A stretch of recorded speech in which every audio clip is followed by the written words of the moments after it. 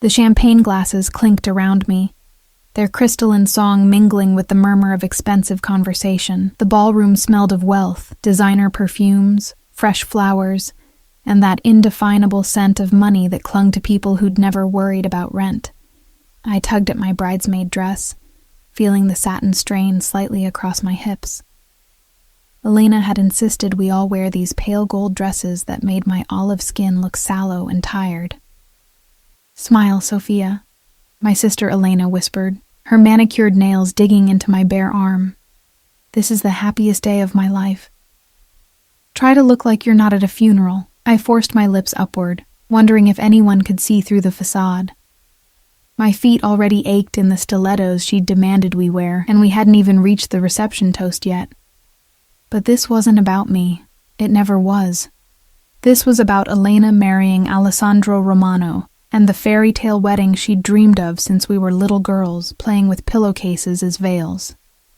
Except in those childhood games, the groom was never a man whose name made people lower their voices in fear. I scanned the opulent ballroom of the Romano estate, taking in the hundreds of roses, the ice sculptures, the small orchestra. This was no ordinary wedding. This was a coronation for a queen taking her place beside Chicago's most dangerous king, though no one spoke those words aloud. Alessandro's import business was the polite fiction everyone maintained, from the mayor seated at the head table to the police commissioner raising a glass in toast. "He's looking at you," Elena hissed, and I snapped my attention back to her. My sister, the bride, glowed in her custom Vera Wang gown, diamonds at her throat and wrists catching the light. Her blonde hair was arranged in an intricate updo that had taken 3 stylists 4 hours to perfect. Smile at him, for God's sake. I turned my gaze to Alessandro Romano, seated beside my sister at the head table. At 45, he was nearly 20 years older than Elena, but he wore his age like he wore his custom Italian suit, with ruthless elegance. His salt and pepper hair was cropped short, emphasizing the sharp angles of his face, and his eyes. Those infamous dark eyes that seemed to register everything without revealing anything were indeed fixed on me. I smiled weakly, a chill running down my spine as he inclined his head slightly in acknowledgement. There was something unsettling in his gaze. Something assessing. I'd only met him a handful of times before the wedding, and each encounter left me feeling like I'd been X-rayed, categorized, and filed away. "To family," he'd said the first time we met, his accent caressing the words with an old-world formality as he kissed my hand. Family is everything. The memory made me shiver now. There were rumors about what happened to people who crossed Alessandro Romano's family. My thoughts scattered as the crystal tinkle of a knife against glass cut through the murmur of conversation. The best man, some cousin of Alessandro's with a permanent smirk and eyes that lingered too long on the bridesmaids, rose to his feet. "Ladies and gentlemen," he announced, his voice carrying across the ballroom, "it's time for a toast to the happy couple." The crowd hushed obediently. I watched as Alessandro stood, taking the microphone with the easy confidence of a man accustomed to command. His dark gaze swept the room, and bodies straightened instinctively. "Today," he began, his voice a rich baritone with that slight Italian inflection that somehow made everything sound like both a promise and a threat. "I am the most fortunate man in Chicago." A polite chuckle rippled through the crowd. He looked down at Elena with an expression I couldn't quite read. Possession, pride, perhaps even something like tenderness. My sister beamed up at him, every inch the blushing bride. "When I first saw Elena," he continued, "I knew she was meant to be mine." The word mine sent another involuntary shiver through me. There was something almost medieval in the way Alessandro regarded my sister.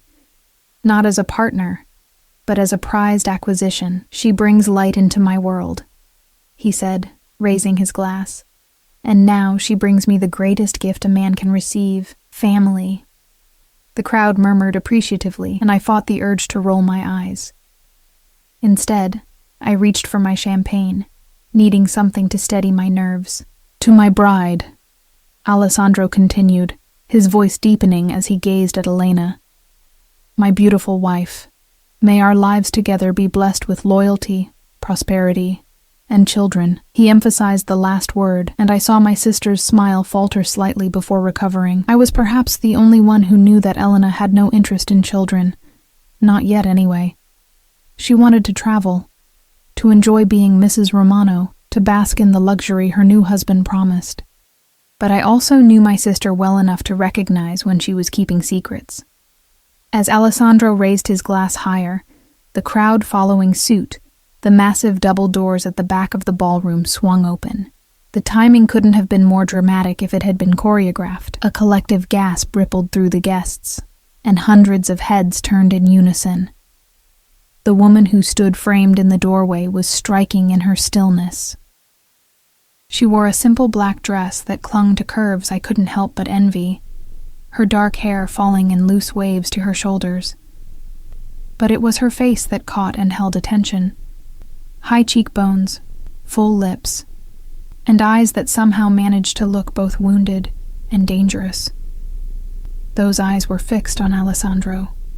Her hand, with its perfectly manicured red nails, held the small hand of a child.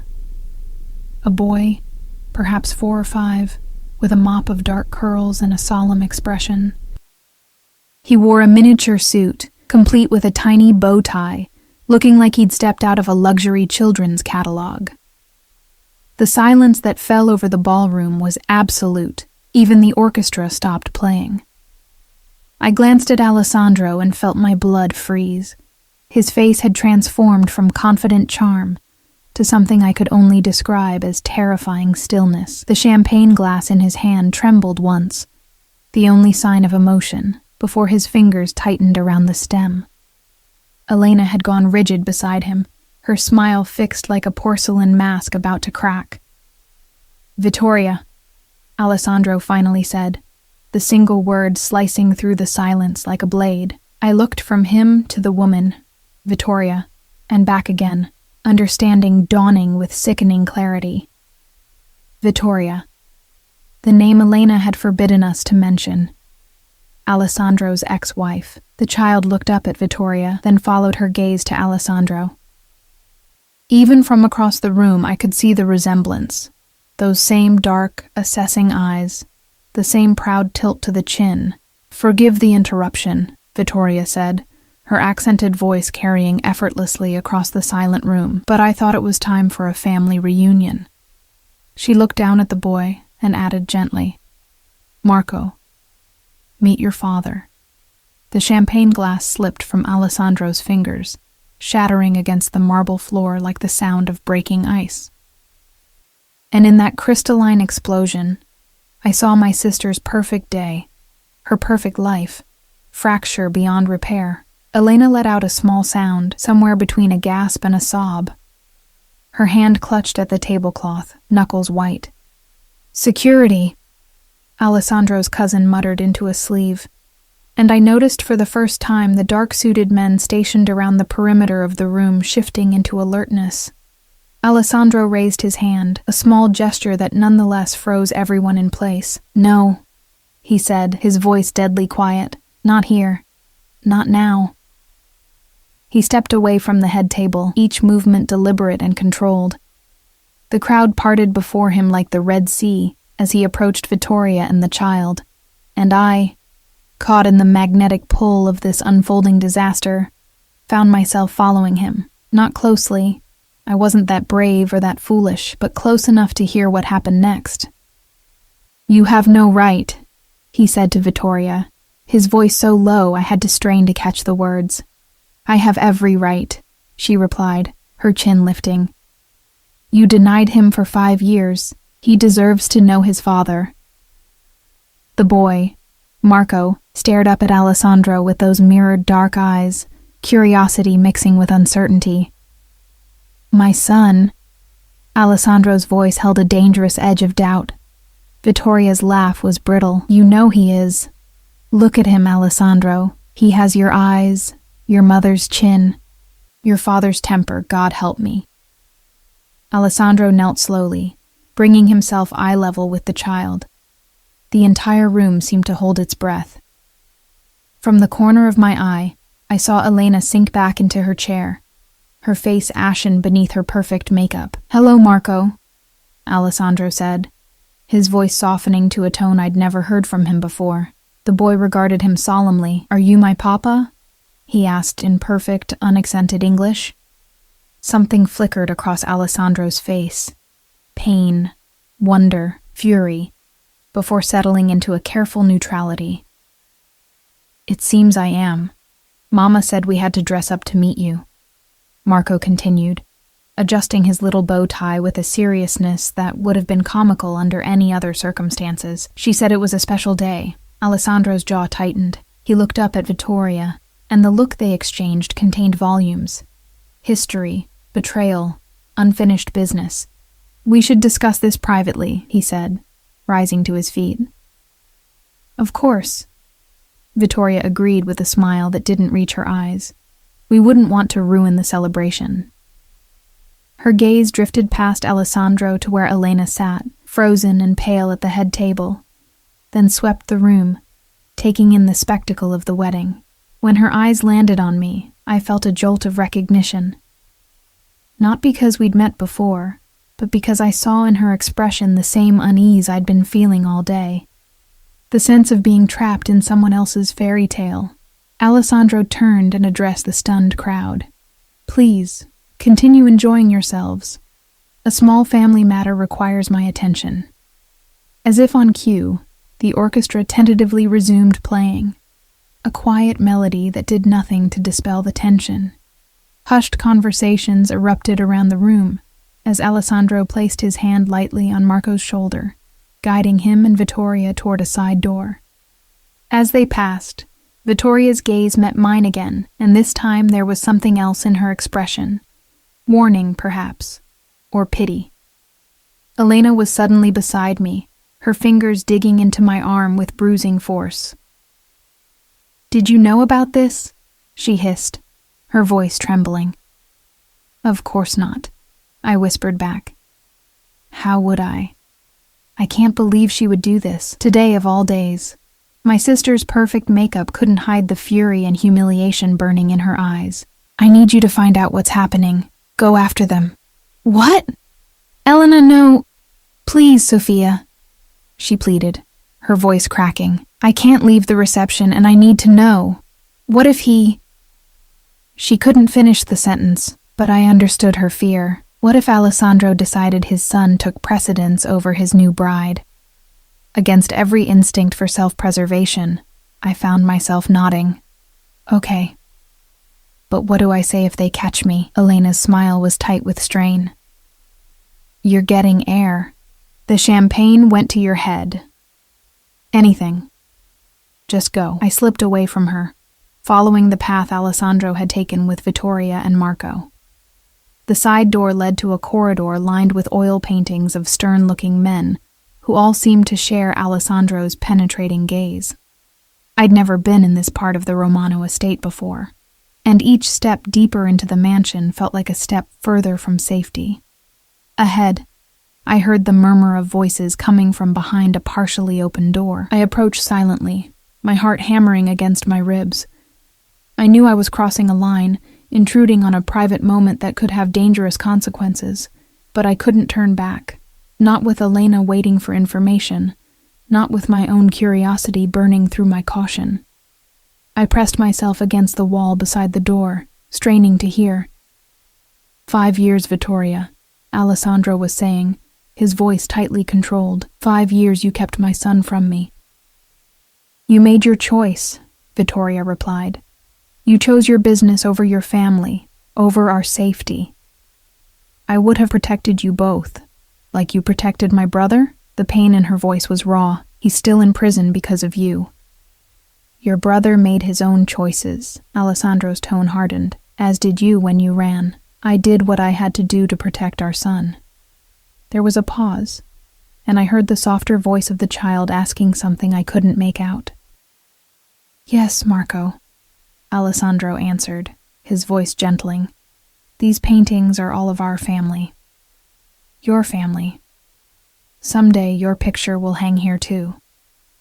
The possessive certainty in his voice sent a chill through me. I leaned closer to the door, trying to see inside. It was my mistake. My heel caught on the plush carpet, sending me stumbling forward. The door swung open wider under my hand, and suddenly I was face to face with Alessandro, Vittoria, and Marco. Alessandro's expression darkened dangerously. "Sophia," he said, my name a question and an accusation. "I'm sorry," I stammered, heat rushing to my face. Elena was worried and— "Come in," he said, cutting off my fumbling explanation. "Close the door behind you." I stepped into what appeared to be a study, the walls lined with bookshelves and more paintings. Marco sat on a leather sofa, swinging his legs and looking at a large book of what appeared to be family photographs. Vittoria stood by the fireplace, her posture tense. As I closed the door, sealing myself in with them, I couldn't shake the feeling that I'd just made a terrible, possibly life-altering mistake. Alessandro's study felt like stepping into another century, all dark wood, leather-bound books, and the lingering scent of expensive cigars. The air seemed heavier here, charged with the electricity of the confrontation I'd interrupted. Marco continued flipping through the photo album, oblivious to the tension surrounding him, while the three adults remained locked in uncomfortable silence. "So you're Elena's sister," Vittoria finally said, her voice surprisingly gentle compared to the steel I'd heard through the door. "The maid of honor." I nodded, feeling hopelessly out of place in my gold bridesmaid dress. "Yes, I'm Sophia." "And Elena sent you to spy?" Alessandro asked, his tone conversational but his eyes cold. "She's worried," I admitted, seeing no point in lying. "This is unexpected." A bitter smile flickered across Vittoria's face. "I imagine it would be. Finding out your new husband has a son on your wedding day. A son you chose to reveal in the most public, humiliating way possible," Alessandro countered, pouring himself a drink from a crystal decanter. "He didn't offer one to either of us. Why now, Vittoria? After 5 years of silence, why choose this moment?" She looked away, her profile sharp against the warm glow of the study lamp. "I heard you were getting married, that you were starting a new family." Her eyes flicked to the door, in the direction of the ballroom where Elena waited. "I couldn't let you erase us from your life. Marco deserves to know who he is." Alessandro took a measured sip of his drink, his gaze never leaving her face, and it had nothing to do with revenge. "Papa," Marco called from the sofa, his small voice breaking through the tension. "Is this grandmother?" He held up the album, pointing to a photograph of an elegant older woman. The transformation in Alessandro's face was startling. The hardness in his eyes softened as he crossed to sit beside his son. "Yes, Marco. That was my mother, your grandmother. She would have adored you." I watched as he gently took the book, turning pages and pointing out relatives. The tenderness in his movements contradicted everything I'd heard about Alessandro Romano, the man whose business rivals had a habit of disappearing. In this moment, he was just a father meeting his son for the first time. "She has your eyes," Vittoria said quietly, and it took me a moment to realize she was speaking to me. "I'm sorry?" "Your sister," she clarified. "She has your eyes. The same shape, though a different color. That's how I knew who you were." I nodded awkwardly, unsure how to respond. There was something in Vittoria's manner that unnerved me, a calm certainty, as if she'd already mapped out exactly how this scenario would play out. "You should return to the reception," Alessandro said suddenly, looking up at me. "Tell Elena I'll join her shortly. This matter requires my attention." It was a dismissal, but I hesitated. Elena would want more information than that. What should I tell her about Marco? Alessandro's expression darkened slightly. "Tell her the truth. I have a son. We will discuss what that means for our future when I return." The coldness of his response sent a chill through me. In that moment, I pitied my sister. Whatever fairy tale she thought she was living had just collided violently with reality. "She loves you," I said, the words escaping before I could reconsider their wisdom. "She's dreamed of this day her whole life." Something unreadable flickered across Alessandro's face. "Love?" he repeated, as if testing an unfamiliar concept. "Yes, I'm sure she does." Vittoria made a small sound, not quite a laugh, not quite a sigh.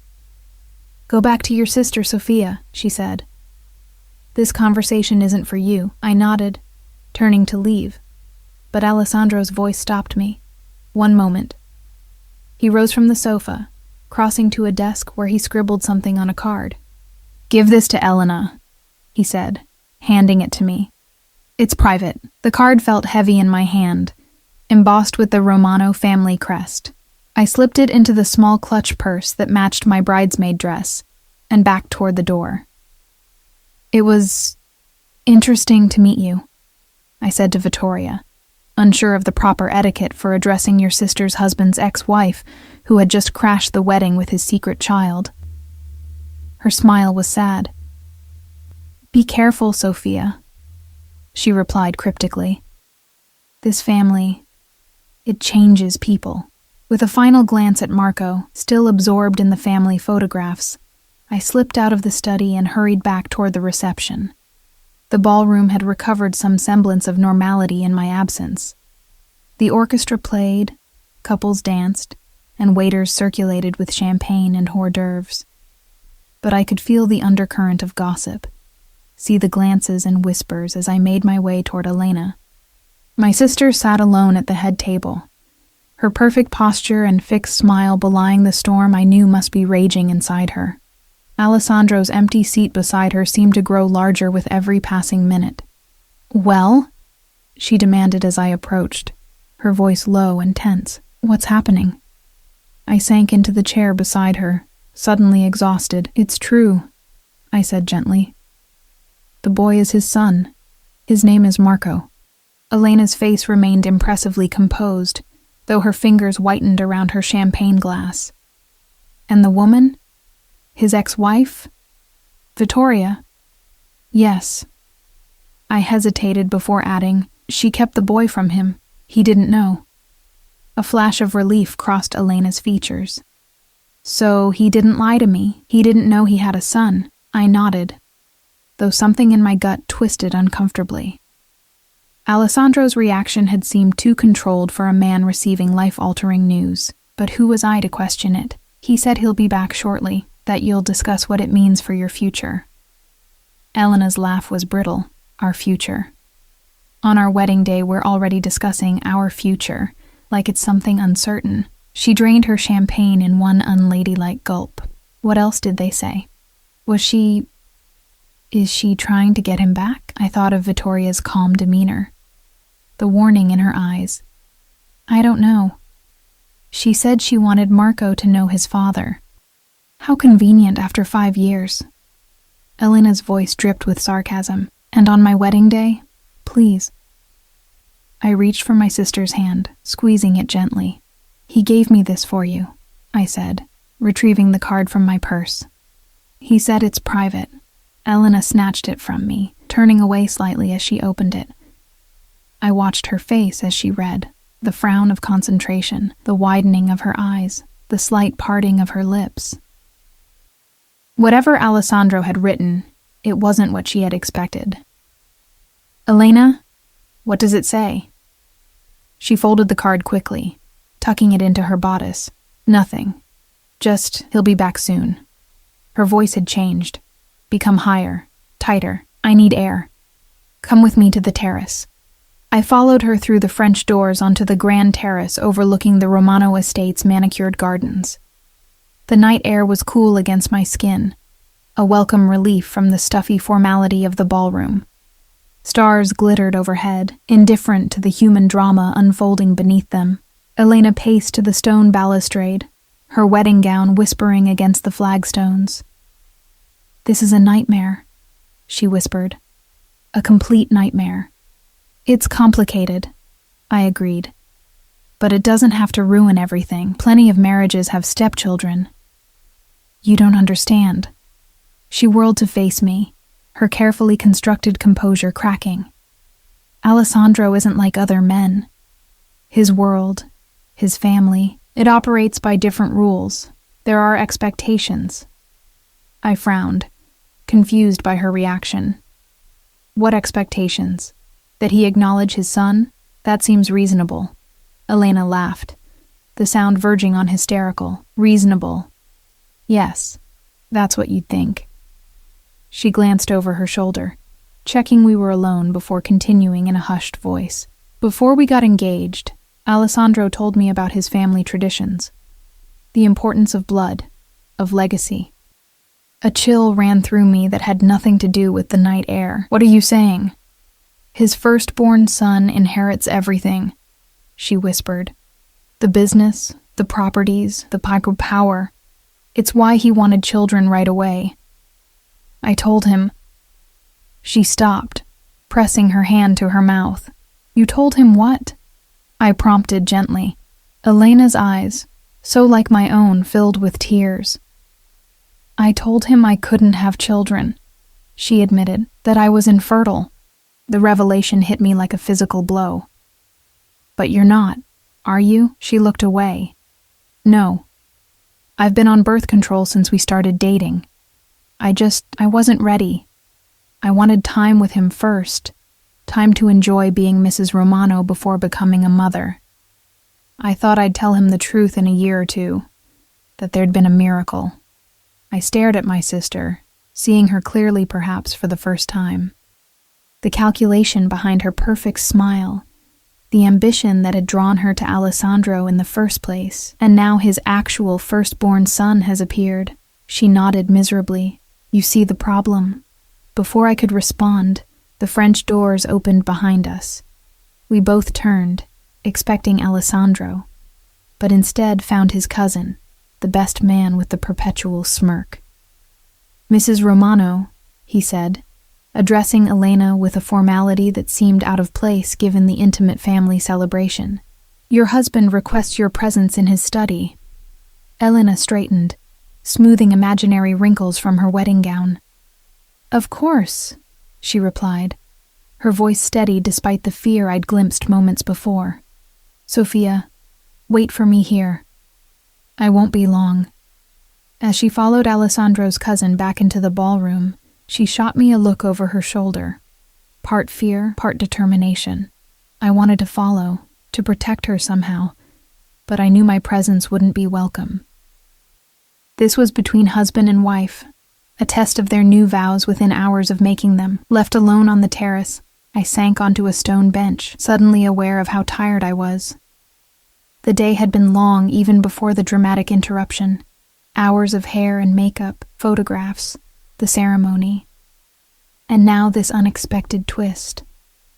I closed my eyes briefly, listening to the muffled sounds of the reception continuing without its bride and groom. They make quite a pair, don't they? My eyes snapped open. Vittoria stood a few feet away, her black dress blending with the shadows.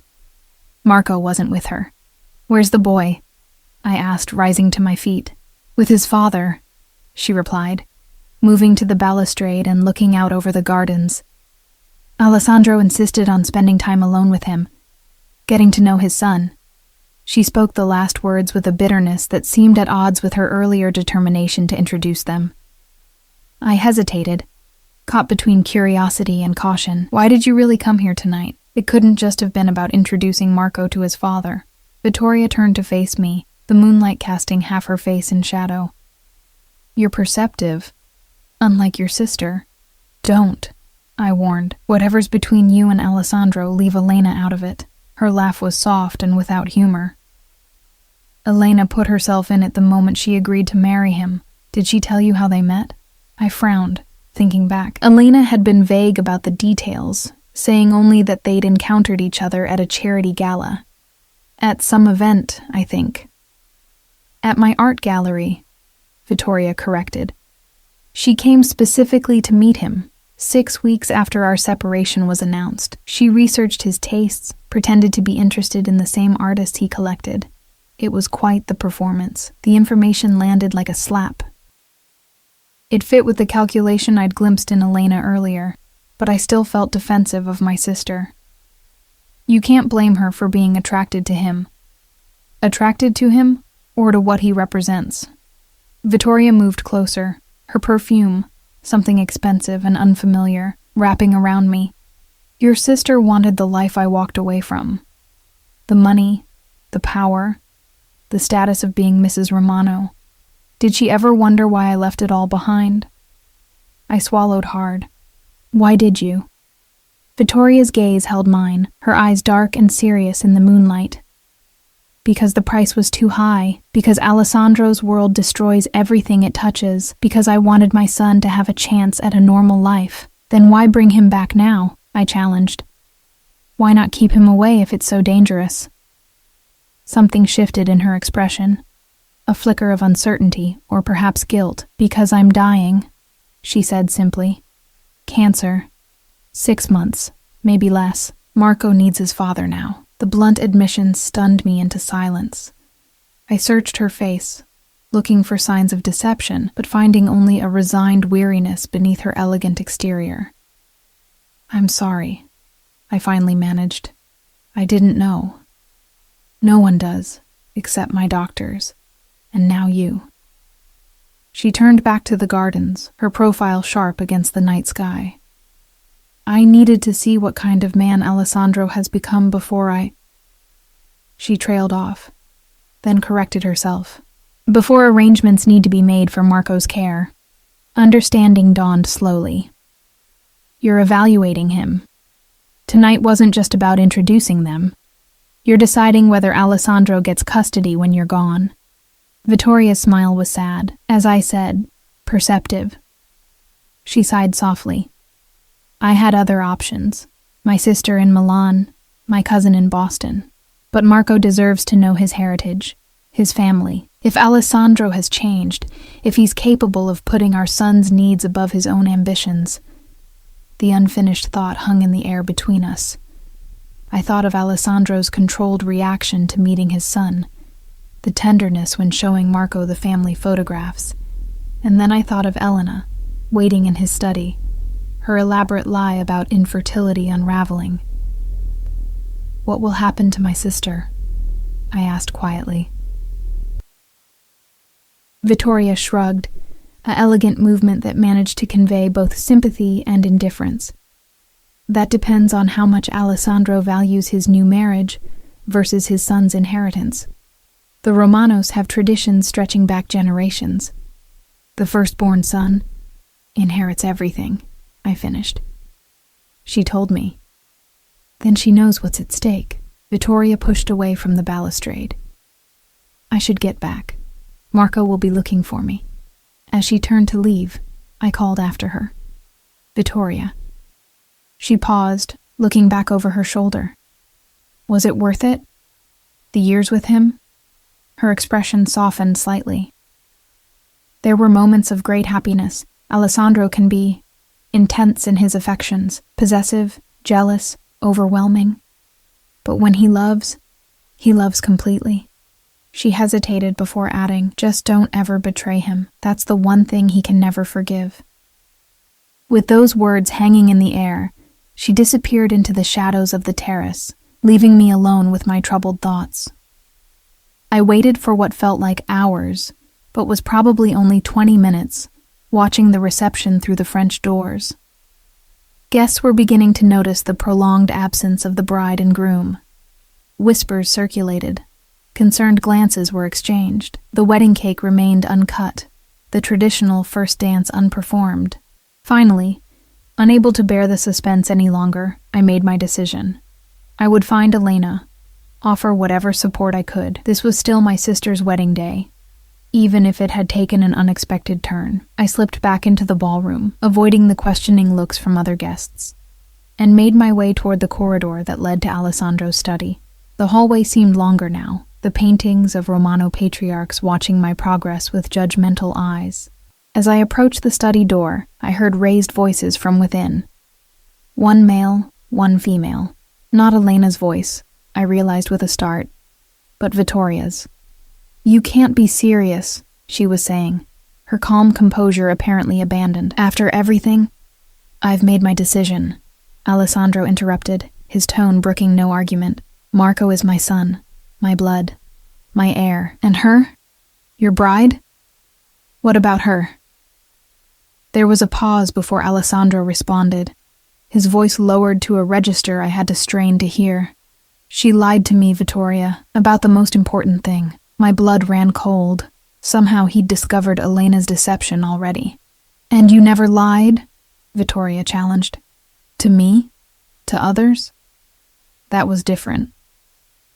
The dismissal in his tone was absolute. Business requires certain flexibilities with truth. Family requires absolute honesty. So what will you do? The silence that followed seemed to stretch forever. I leaned closer to the door, heart hammering in my chest. What I must. Alessandro finally answered. What the family requires. The ominous finality in his words sent fear spiraling through me. I backed away from the door, mind racing. I needed to find Elena, to warn her, though I wasn't sure of what exactly. As I turned to hurry down the hallway, I collided with a solid chest. Strong hands steadied me, and I looked up into the face of one of Alessandro's security men, a stone-faced individual I'd noticed watching the proceedings throughout the day. Miss Sophia, he said, his voice surprisingly gentle given his intimidating appearance. Mr. Romano asked me to find you. Your sister needs you in the West Wing guest suite. Elena? My voice cracked with concern. Is she okay? The man's expression gave nothing away. She asked for you specifically. I'll take you to her. With no real choice, I followed him through the labyrinthine hallways of the Romano mansion, moving further from the reception and deeper into the private areas of the estate. My gold bridesmaid dress rustled too loudly in the quiet corridors, my heels clicking in anxious rhythm against the marble floors. Here, the security man said, stopping before an ornate door. She's waiting inside. I hesitated, my hand on the doorknob. Thank you. He nodded once, then took up position beside the door, making it clear he wasn't leaving. The implied surveillance sent another ripple of unease through me as I entered the room. The guest suite was luxurious, all cream silk and gold accents.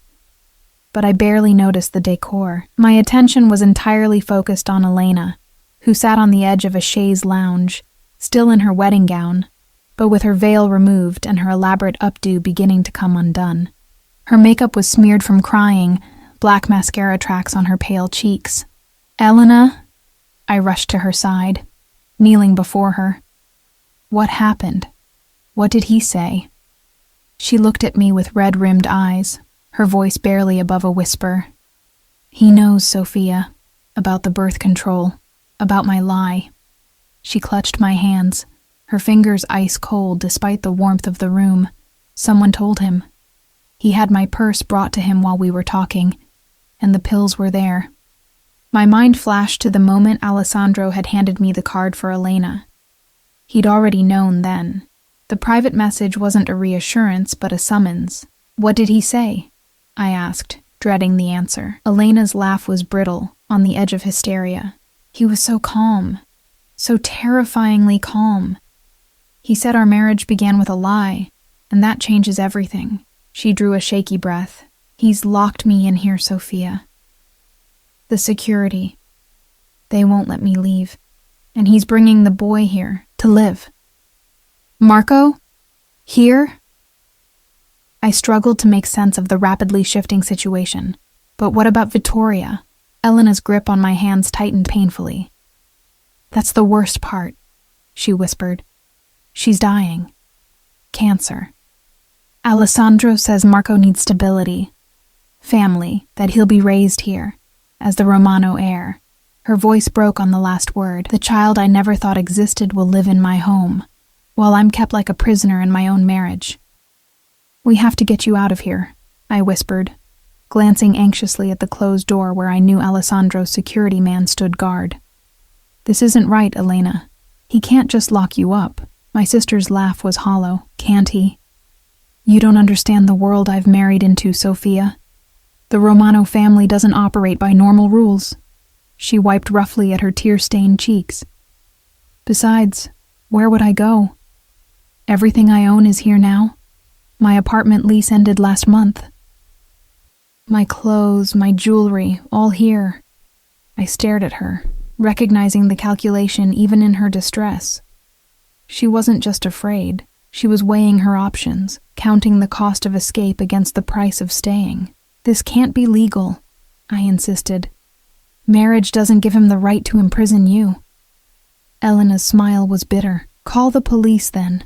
I'm sure the Chicago PD will be thrilled to intervene in Alessandro Romano's private family matter. She shook her head. Half the force is on his payroll anyway. The hopelessness in her voice frightened me more than her words. I'd always known my sister to be resilient, ambitious, determined. This defeated woman in a crumpled wedding gown seemed like a stranger. What can I do? I asked, squeezing her cold hands. There must be something. She looked at me, really looked, as if seeing possibilities she hadn't considered. Actually, there is. You can stay. Stay? Here, at the estate. Alessandro mentioned you could move into the guest house for a while to help me adjust. Her fingers tightened around mine. I need you, Sophia. I can't face this alone. A chill ran through me at the thought of living under Alessandro's roof, within the orbit of his dangerous influence. But the fear in my sister's eyes made refusal impossible. Of course, I said, as long as you need me. Relief softened her features. Thank you. We'll figure this out together. She lowered her voice further. Maybe it won't be so bad. Alessandro says he still considers our marriage valid, just altered. He says I'll still be his wife, still enjoy all the privileges that come with being Mrs. Romano. I just won't be the mother of his heir. The acceptance in her tone disturbed me. And you're okay with that? Being kept like some ornament? Elena's eyes hardened slightly. I made my choice, Sophia. I wanted this life. The security, the luxury, the status. I knew who Alessandro was when I married him. She straightened her shoulders. I miscalculated, that's all. I should have been honest about not wanting children right away. Before I could respond, a soft knock at the door interrupted us. It opened to reveal Vittoria, looking composed despite the earlier heated conversation I'd overheard. Marco wasn't with her. May I come in? She asked, though she was already entering, closing the door behind her. Her gaze traveled from Elena's tear-stained face to my kneeling position before settling somewhere between us. Alessandro asked me to speak with you both. Elena stiffened beside me. I have nothing to say to you. Vittoria nodded, unsurprised by the hostility. Nevertheless, you should listen, for your own sake. She remained standing, maintaining the higher ground both literally and figuratively. Things have changed very quickly tonight, and you deserve to understand what's happening. I rose to sit beside Elena on the chaise, creating a united front. Then explain, I said. Why is my sister being locked up on her wedding night? She's not locked up, Vittoria corrected. She's being given time to consider her options. What options? Elena spat. Vittoria's expression remained neutral. Option 1. You accept the new arrangement. You remain Alessandro's wife in public, attending events, maintaining appearances, enjoying the lifestyle you clearly desired when you pursued him. In private, you accept that Marco is his heir and priority. You treat the boy with kindness and respect. Elena's fingers dug into my arm. And option 2, you leave, tonight, with a generous settlement, but no continuing ties to the Romano family. Vittoria's voice softened slightly. He's angry, Elena, but not unreasonable. He values loyalty above all else, and you began your marriage with a significant betrayal. What about your betrayal? I challenged. You kept his son from him for years. A flash of something, pain, perhaps, or regret, crossed Vittoria's face. I did. To protect Marco from this world. She gestured around the opulent room, seemingly encompassing the entire Romano Empire. I wanted him to have a normal childhood, away from the danger that comes with the Romano name. But circumstances have forced my hand. The cancer, I said quietly. She nodded. 6 months. Maybe less. I had to make arrangements for my son's future. Elena's composure cracked again. So you ruined mine, on my wedding day. That wasn't my intention, Vittoria replied, though I sensed a lack of genuine regret. The timing was unfortunate, but necessary. I needed to see Alessandro with my own eyes, to judge what kind of father he would be to Marco. And, I prompted, a small, sad smile touched her lips. He's changed, hardened in some ways, but when he looked at our son, I saw the man I once loved. She smoothed an invisible wrinkle from her black dress. Alessandro will be a good father. Protective. Perhaps too controlling, but that can't be helped. It's in his nature. Elena laughed bitterly. You're defending him? After he locked you out of his life and now me in this room. I'm not defending him, Vittoria corrected. I'm explaining him. There's a difference. She moved to the window, looking out at the garden illuminated by tasteful landscape lighting. Alessandro sees the world in terms of loyalty and betrayal, family and outsiders. Once, I was family. Then I became an outsider. You made the same transition tonight, just in the opposite direction. I felt a chill at her words. What about Marco? He's just a child. How will he adjust to all this intensity? Vittoria turned back to us. Children are remarkably adaptable. Marco is strong, stronger than I was at his age. He'll thrive here, once he adjusts. She hesitated, then added, I'll be staying too, at least for now, to ease the transition. Elena's head snapped up. You're moving in? Both of you? The East Wing guest house, Vittoria confirmed. Until arrangements can be made for after my treatment fails. She delivered this death sentence with remarkable composure. Alessandro thinks it best for Marco to have both his parents during this time. The irony wasn't lost on me. My sister, the new bride, effectively sidelined in her own home while her husband's ex-wife and son took center stage. It was a cruel reversal of the fairy tale Elena had imagined, and I'm supposed to smile through this humiliation? Elena's voice trembled with anger and hurt. Play the happy wife while everyone whispers behind my back? Vittoria regarded her with something like pity. You wanted his world, Elena. This is part of it.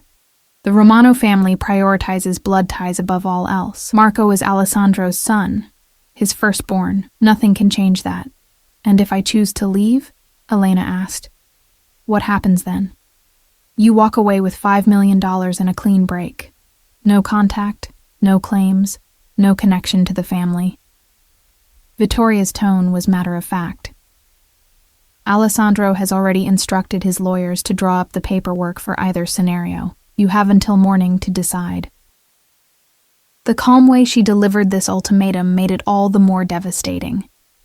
$5 million was a fortune by normal standards, but compared to the Romano wealth, it was a pittance, a payoff to disappear quietly. This is insane, I said, struggling to process the rapid transformation of what should have been a joyous wedding day.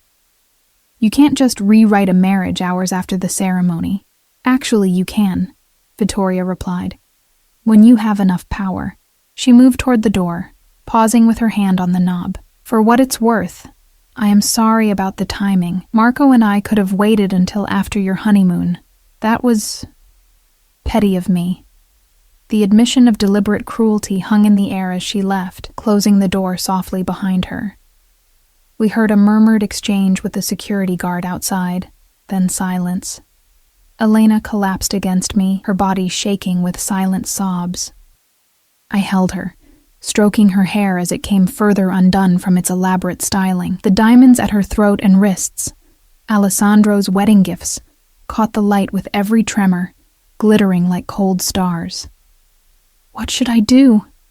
she whispered eventually, her voice small and lost. "Tell me what to do, Sophia." I wished I had a clear answer. Part of me wanted to urge her to take the money and run, to escape this dangerous, controlling family before she became truly trapped.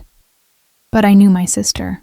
The glimpse of calculation I'd seen earlier told me she was already weighing the value of the Romano name against the humiliation of her new position. "What do you want, Elena?" I asked gently. "Not what you think you should do, but what you truly want." She was quiet for so long I thought she might not answer. When she finally spoke, her voice was stronger, more like the sister I knew. "I want what I've always wanted," she said. "Security. Status. The life I've worked so hard for." She sat up, wiping away her tears with newfound resolve. 5 million sounds like a lot, but it wouldn't last forever. And then what? Start over at 33?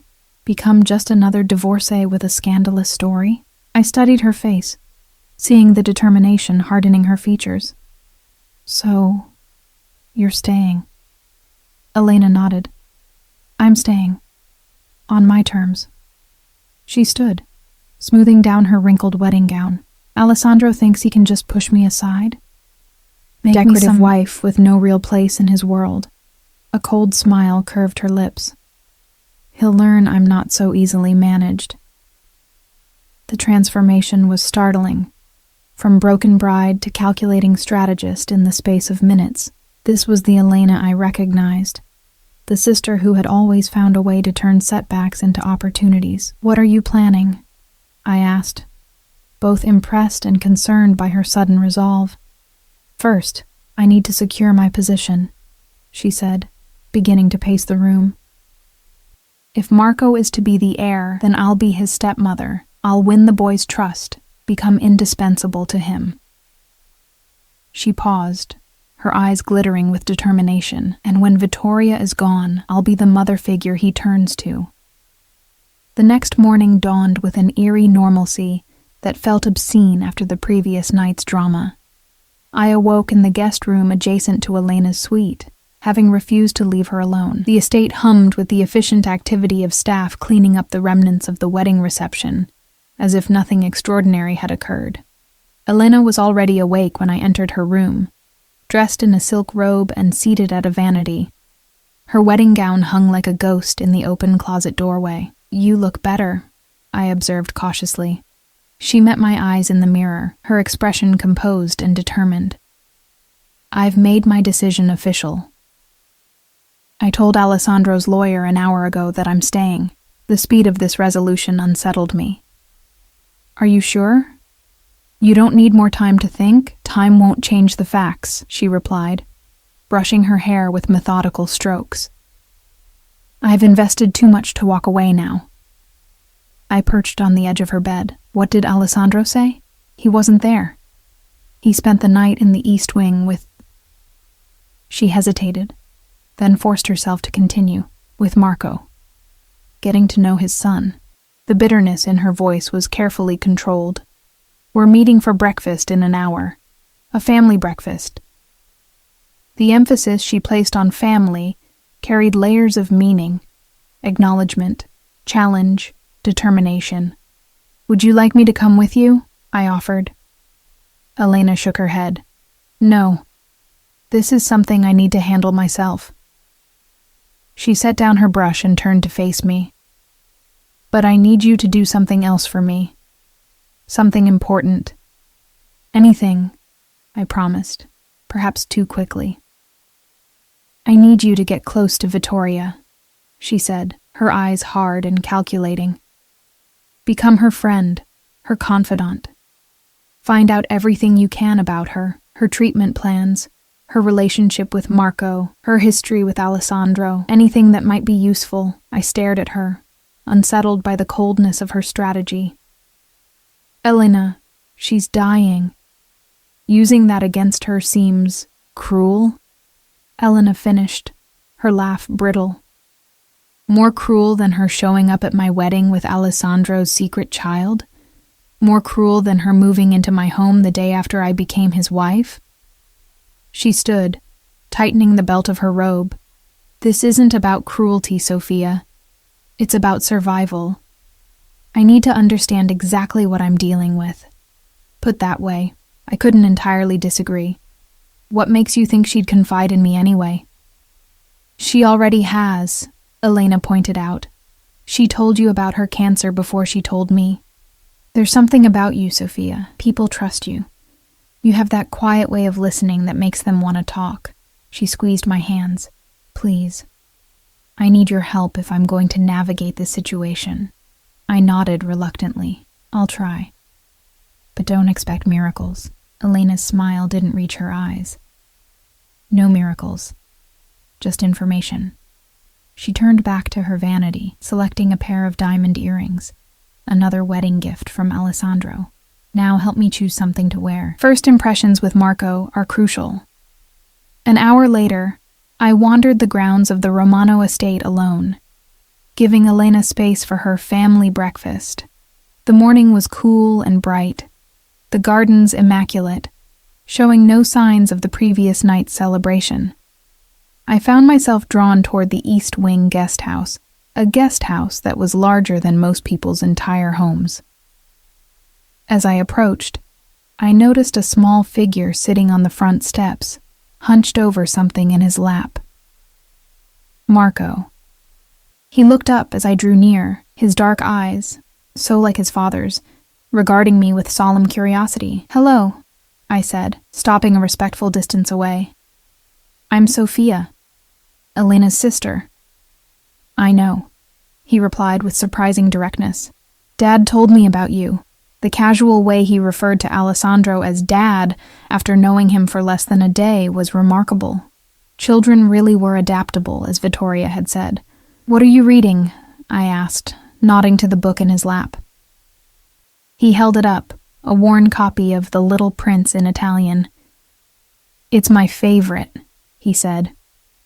"Mom reads it to me every night. The mention of Vittoria gave me an opening." "Is your mom inside?" Marco nodded, then hesitated before adding, "She's not feeling well this morning.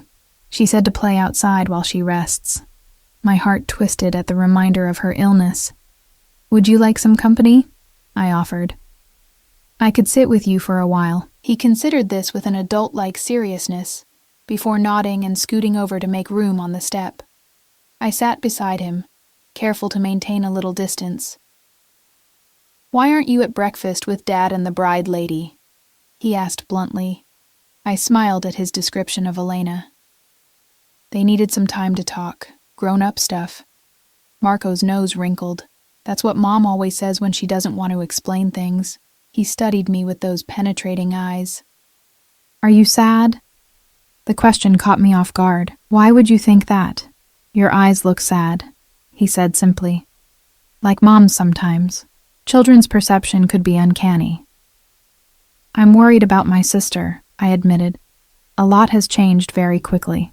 Marco nodded sagely. "For me too. Yesterday I was at home in Boston, and now Dad says we live here." He didn't sound upset by this, merely stating facts. "Mom says I should be patient with the bride lady because she didn't know about me." I wondered what else Vittoria had told her son. "What do you think about all this?" I asked gently. He shrugged, a very childlike gesture that reminded me he was only 5 despite his precocious speech. "It's okay. The house is big, and Dad says I can have a dog."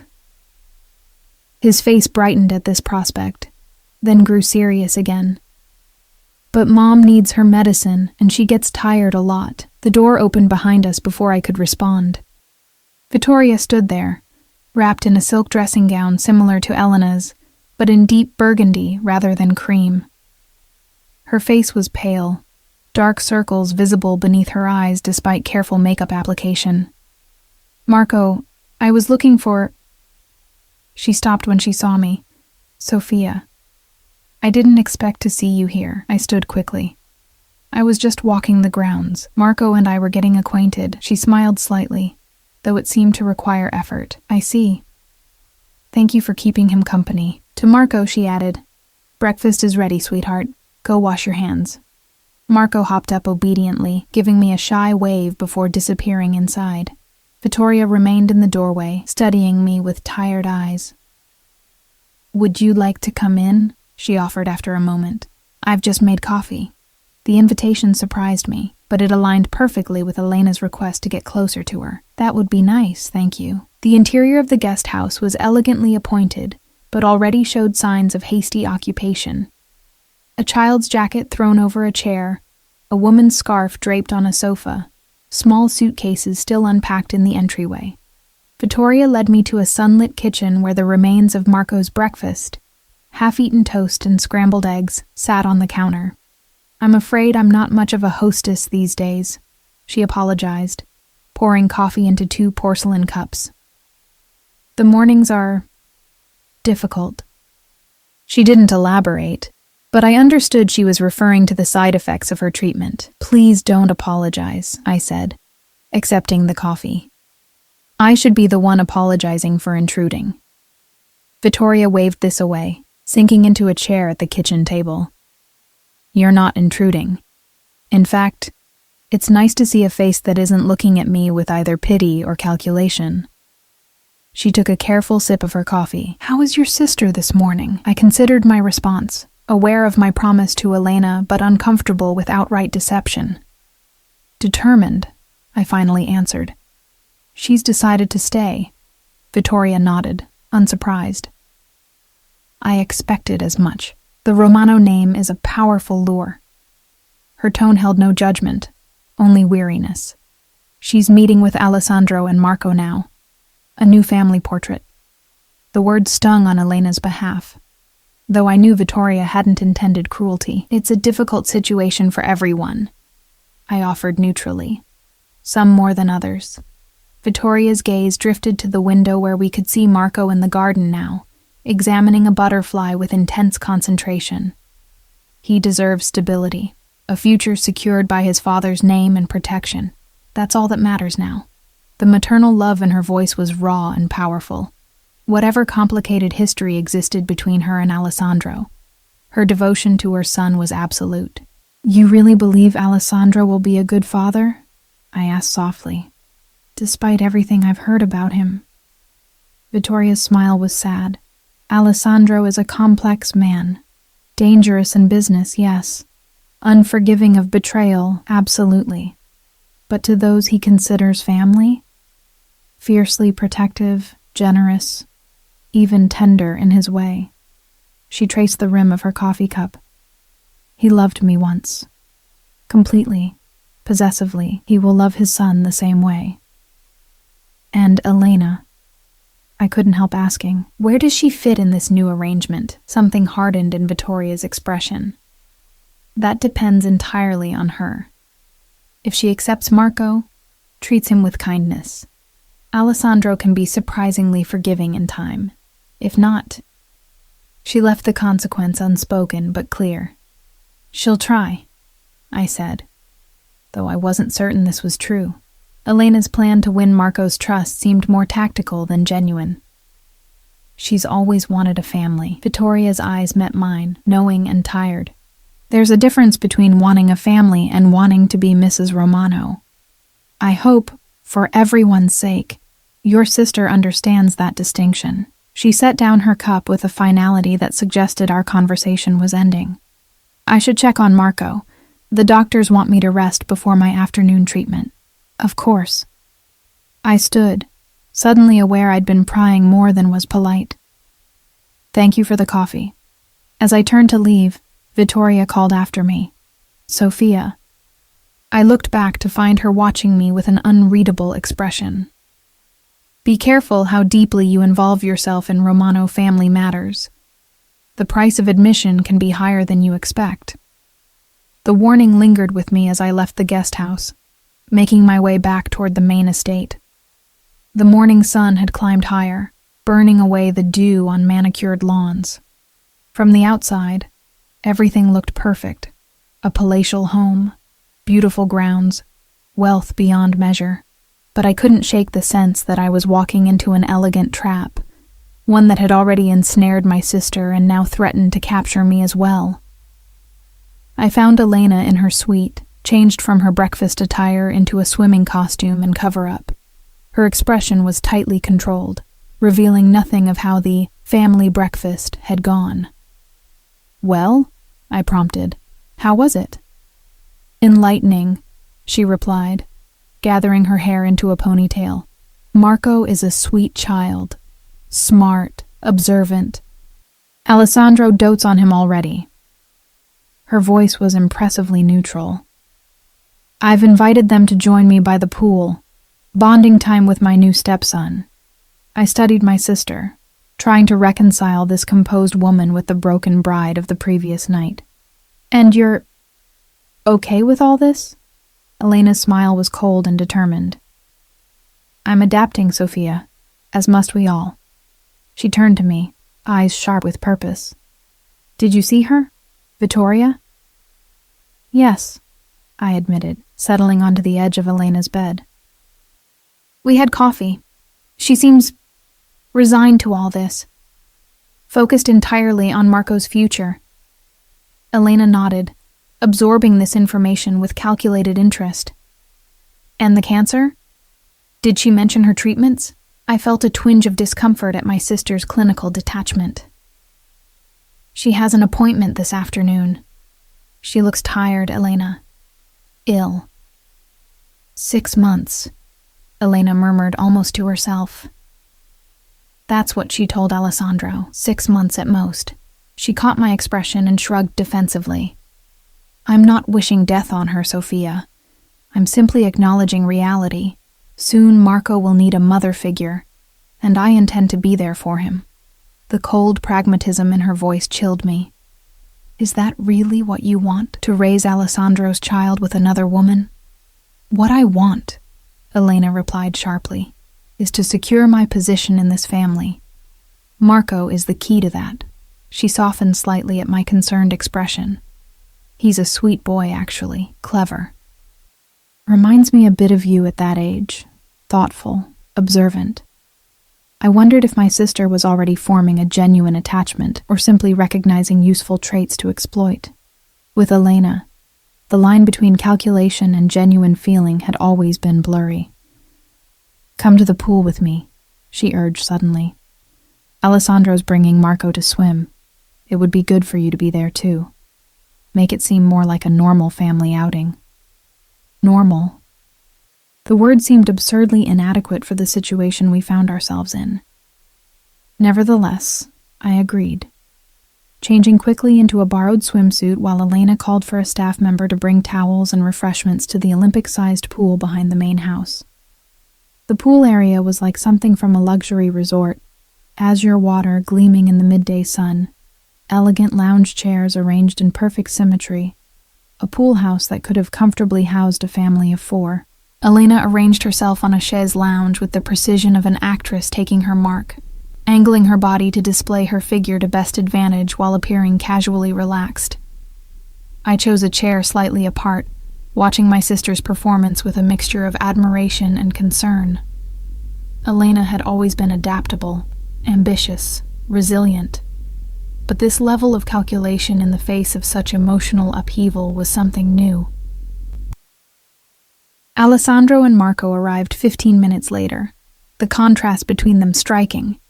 The man in expensive swim shorts, powerful and imposing even in casual attire, and the boy in bright blue trunks decorated with cartoon sea creatures, clutching a pool toy.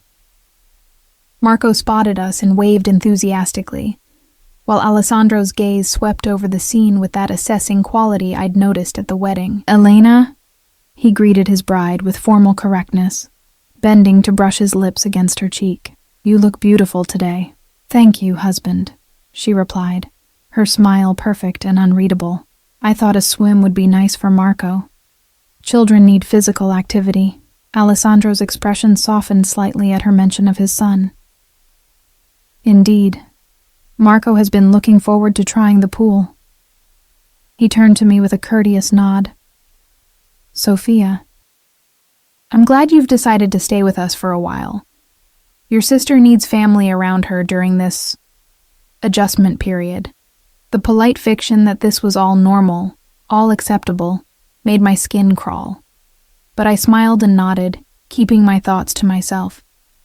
"Can I jump in now, Dad?" Marco asked, bouncing slightly with the barely contained energy of childhood. "Let me check the water first," Alessandro replied, his protective instinct immediate and natural. He tested the temperature with one hand before nodding. "Stay in the shallow end until I join you." We watched as Marco cannonballed into the pool with a delighted shriek, splashing water in a wide arc. Alessandro winced slightly as droplets spattered his expensive watch, then carefully removed it, placing it on a side table. "He's a natural swimmer," Elena observed, her voice warm with an appreciation that seemed almost genuine. "Has he had lessons?" "Vittoria enrolled him in a program in Boston," Alessandro replied.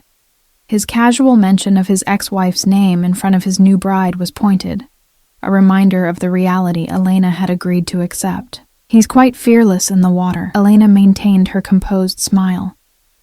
"Perhaps we could continue those lessons here. I know an excellent instructor who works with the children of several family friends." Alessandro studied her for a moment, as if assessing her sincerity. "That would be thoughtful. Thank you." The dynamic between them fascinated me. The careful dance of power and accommodation, the testing of boundaries in the new arrangement they'd established. Despite everything, they seemed to be finding a tentative equilibrium. "Dad, watch this," Marco called, executing a somewhat uncoordinated somersault under the water. Alessandro's face transformed, pride and affection replacing his usual guarded expression. "Well done," he called back, then turned to us. "Excuse me, ladies. Fatherly duties call." He dove into the pool with unexpected grace for a man of his size and stature, surfacing near his son, who squealed with delight at the attention. "You see?" Elena murmured, watching them. Already wrapped around the boy's little finger. "Marco is the center of Alessandro's world now.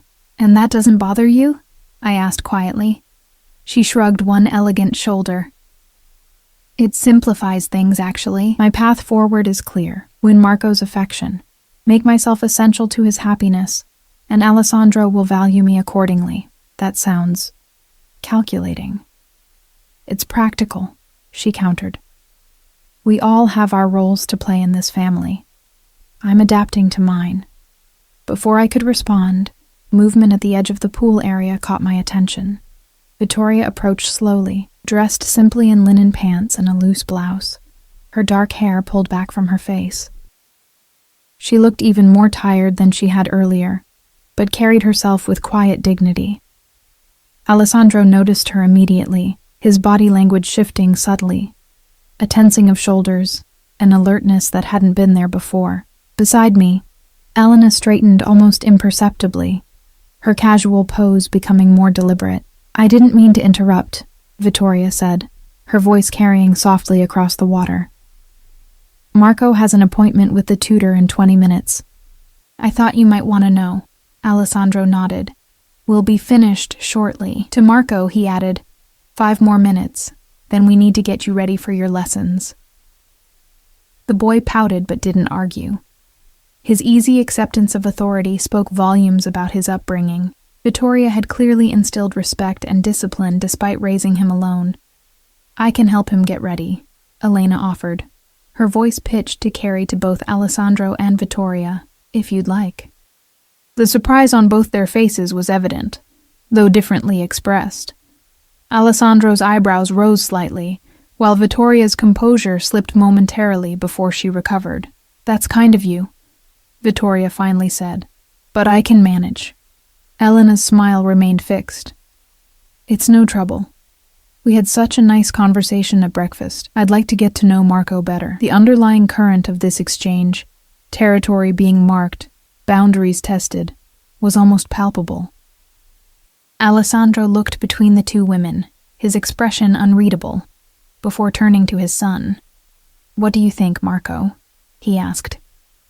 "Would you like Elena to help you prepare for your tutor?" The boy considered this seriously, his dark eyes, so like his father's, moving from Vittoria to Elena and back again. Can both help? He suggested with childlike diplomacy. Mom can pick my books and Elena can help with clothes? The innocence of this solution, dividing the maternal duties without excluding either woman, created a moment of unexpected warmth.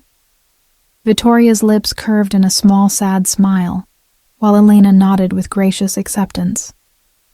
A wise compromise, Alessandro approved, helping Marco out of the pool and wrapping him in a towel. We'll make a negotiator of you yet. As they walked toward the house together, father, son, current wife, and former wife, I was struck by the strange tableau they created. From a distance, they might almost have appeared to be a normal, if unconventional, family unit. Up close, the undercurrents of tension, calculation, and unresolved emotion were impossible to miss. Left alone by the pool, I found myself questioning everything. My sister's determination to carve out a place in this dangerous family. Vittoria's acceptance of Alessandro as Marco's guardian, despite their clearly complicated past. Alessandro himself, the man at the center of this strange constellation, whose power pulled everyone into his orbit. I was still lost in thought when a shadow fell across me. I looked up to find Alessandro standing there, water still dripping from his shoulders, his expression thoughtful. You disapprove, he stated rather than asked. I see it in your eyes when you watch us. I tensed, suddenly aware of being alone with him. It's not my place to approve or disapprove. His laugh was unexpected, a genuine sound of amusement, diplomacy, a useful skill in this household. He settled into the chair Elena had vacated. Your sister is adapting well, better than I anticipated. Elena has always been resilient, I replied carefully. Alessandro nodded. It's one of the qualities that attracted me to her. That, and her ambition. His perceptiveness was unsettling. But you worry about her. It wasn't a question, but I answered anyway. Of course. This situation is unusual. Life rarely follows the paths we expect, he said with philosophical detachment. 24 hours ago, I was toasting my bride at our wedding. Now I'm balancing 2 households and meeting the son I never knew existed. He studied me with those penetrating dark eyes. But family adapts, survives. Is that what we are now? I couldn't help asking. Family? His smile was both charming and predatory. You're Elena's sister. She's my wife. Marco is my son. Vittoria is his mother. The connections are clear if complicated. He leaned forward slightly. I protect what's mine, Sophia. That now includes all of you. The statement should have been reassuring. Instead, it sent a chill down my spine, the promise of protection carrying an implicit threat. Being his meant being subject to his rules, his expectations, his control. I should go check on Elena, I said, rising from my chair. Alessandro nodded, accepting my retreat. Of course. Family supports each other through transitions. His use of the word family seemed deliberate, a reminder of how he now categorized me. We'll speak again soon. As I walked away, I felt his eyes following me, that assessing gaze cataloging reactions, measuring loyalty. I understood better now why Vittoria had fled years ago and why she had ultimately returned. The gravitational pull of Alessandro Romano's world was both powerful and dangerous. Once in his orbit, escape came at tremendous cost. I found Elena in Marco's newly designated bedroom, helping the boy organize his school books, while Vittoria selected appropriate clothing. The domestic scene was surreal in its forced normalcy. 3 people navigating roles that had been thrust upon them less than a day before. Ah, Sophia, Elena greeted me with a brightness that didn't quite reach her eyes. Marco was just telling me about his favorite subjects. He's quite advanced for his age. Vittoria smiled faintly. He's always loved learning. The pride in her voice was evident, though her hands trembled slightly as she folded a small sweater. The physical toll of her illness was increasingly apparent in these small signs of weakness she couldn't hide. Marco looked between the three women with thoughtful eyes. "Will you all be here when I finish my lessons?" he asked. "Of course," Elena answered quickly. "We're family now." The word echoed Alessandro's earlier statement, but with a different undertone, determination rather than possession. Vittoria and I exchanged a glance, a silent acknowledgement of the strange reality we now occupied. As I watched my sister seamlessly integrate herself into this new role, I realized that for better or worse, our lives had irrevocably changed. The Romano family had absorbed us, transformed us, marked us as their own. What had begun as my sister's wedding day had evolved into something far more complex, a merging of lives and histories that would shape all our futures in ways we couldn't yet imagine. Family adapts, survives. Alessandro's words repeated in my mind as I observed this newly formed unit. Perhaps he was right. Perhaps we would all find our places in this strange new constellation, orbiting around each other in a delicate balance of power, necessity, and perhaps, eventually, something like love. For now, all I knew with certainty was that the fairy tale my sister had imagined had been replaced by a far more complicated story, one where happy endings weren't guaranteed, but survival, at least, remained possible, best one could hope for.